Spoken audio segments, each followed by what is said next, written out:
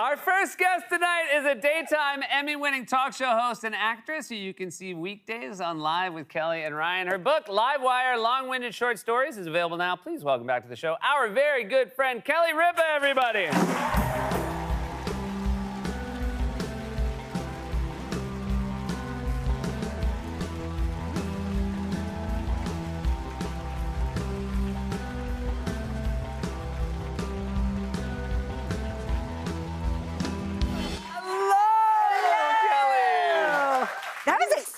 Fred, oh my gosh. Right? Having Fred here is a big deal for us. It's a very big deal. It's a big deal having you here as well because we hold you in very high regard in these parts. You were a week one guest of Late Night with Seth Meyers, and that means a lot to us that you came here when we were just getting started. Guess what? You have been very instrumental in my life, and I am always here for you anytime you want me. Day or night, 24/7. I can deliver your next baby, whatever you want. You know, I'm glad you mentioned that because when our first child was born, you sent a very conventional and lovely, I should say, baby gift. And then our second son was born in the lobby of our apartment building. And you sent catcher's mitts. And my wife misunderstood the humor in that gift. She did. She wrote me this funny note saying, oh, dear Kelly, the most gracious. I mean, you have... She is a very wonderful person. So wonderful. And, like, you send a gift and a thank you note arrives the next day and you think, was she waiting for this gift? Or, dear Kelly, I thought it was so funny that you thought Seth would ever take our son to play catch. And I was like...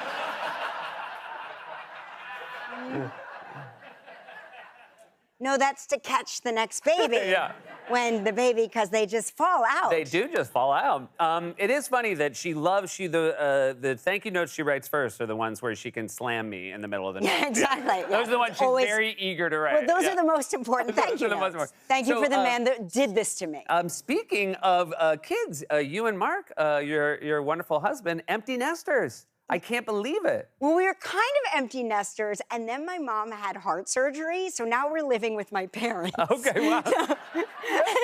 And Mark's like, that didn't take long. Yeah. Yeah, the nest is full again. Yeah, you're like, what happened to our nest? Yes, our nest is well, that's very sweet that you would create a nice home for them at this time. Oh my gosh, we love collectively all of our parents, and we appreciate that they fall apart in different stages. Like, right. Yeah, so it's not like they're all with us all at once. It's like first my mother-in-law will have surgery, then my father-in-law will have surgery, then my dad has surgery. It's nice when they stagger it. They stagger the surgeries, yeah. It's very sweet that they do that. They're thoughtful, elderly people. So you wrote this book, and this is a collection of essays, but, you know, personal essays about your life. What inspired you to do it? Was it easier than you thought it'd be, harder? It was 10 times harder than I thought it would be. I thought because I read books. Yeah, sure. The thought process was, I read books, so how hard can it be? Yeah, you know, right after page 2 comes page 3. Yeah, it's really hard to write a book. It's hard. But as hard as it was to write the book, and it was brutal, I'm not kidding. There were days where I'm like, God, I'm such a crap typer. I'm just going to write it freehand because I get like, the ideas are getting away from me faster than I can get them down on the page. The hardest part about all of this, now that it's done, is like going out and selling a book feels, I don't want to understate this. It feels so gross. Well, it's interesting, right? Because yes, especially when it's a book about yourself, because you're saying, yeah, if you like what I'm saying right here, there's more in here. There's more in here.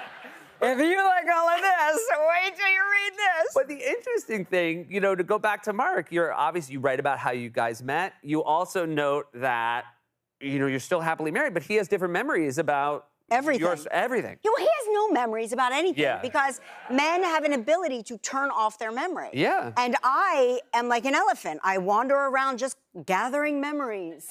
that I And wish they're I just could weighing forget. you And down. he's weighing me down. And no, it's really, it's like a very, like I told you backstage, I said, can't we just come out here and talk about I'm Not Scared, You're Scared? My children's Because book. I'd Thank rather you. talk I about think your if book. everybody could just go out and buy it, but Yeah. we don't have to talk about it. Guys, We don't have to talk about it. we but don't go want to buy it. brag. There's a bundle deal. If you, if you buy both books, you get a discount. You do talk about, so you met Mark on All My Children. I met Mark and All My Children in such a way that today, in this atmosphere, this climate that we yeah. all live in, I basically accidentally, innocently, sexually harassed my husband. Okay. Very big of you to admit. Yes, well, I admit it right there on the Yeah. page. But, you know, I walked up to him at a screen test and I said, I had a dream about you. I know, at that point, he should have hit the button and Yeah. then they would just take me out. Right. But he said, I had a dream about you. I had a dream about you. We were on a plane together to Rome and we had a baby.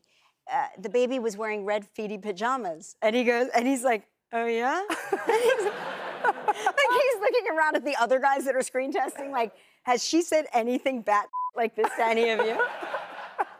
And the other guys are all listening. And Yeah. he goes, oh, have you ever been to Rome? And I said, no, never. And he goes, oh, we used to live in Italy. You would like it. Not knowing me at all. And he walks away. He walks away probably to file a restraining Yeah. order. And then I was like, who is we? Who is we? Right, when so we then, used to live there, Yeah, yeah. so I made it my mission to figure out who we was. Uh-huh. Meaning his parents Right. and his siblings. Yeah. Because he was 7. But I thought he had like said, a no, wife. he goes, I have a dream that one day they're going to be living with us. Exactly. You'll love them. And I think you're the girl to make that dream come true. You also talk about how this business, and I'm sure it's true of all businesses, but how much this business has changed for women Yes. over the course of your, you know, at this point, you know, very, you know, you've had a long career. You've been in this for a long time. How do you feel? What is your main takeaway for how much it's changed? I think it's any change incrementally it always seems so slow, right? Change seems glacial, but when I think back to when I was starting out, you know, lucky for me, I wasn't fired for sexually harassing my husband. But seriously, it was very hard for women to advocate for themselves in any way in terms of pay equity or having appropriate office space or being given appropriate breaks that were so readily available to the men. So I think that those changes that are sort of just happen now, people forget there was a time and a place in the not too distant past where that was considered like some form of insubordination. Yeah, you know, like to ask for those things. I have to nurse my baby. Can I take a break? Like, again? How many times a day does this kid eat? And then you have, I will say, as someone who has kids, they eat all the time. All the Yeah. time, they're like energy vampires. They are energy vampires.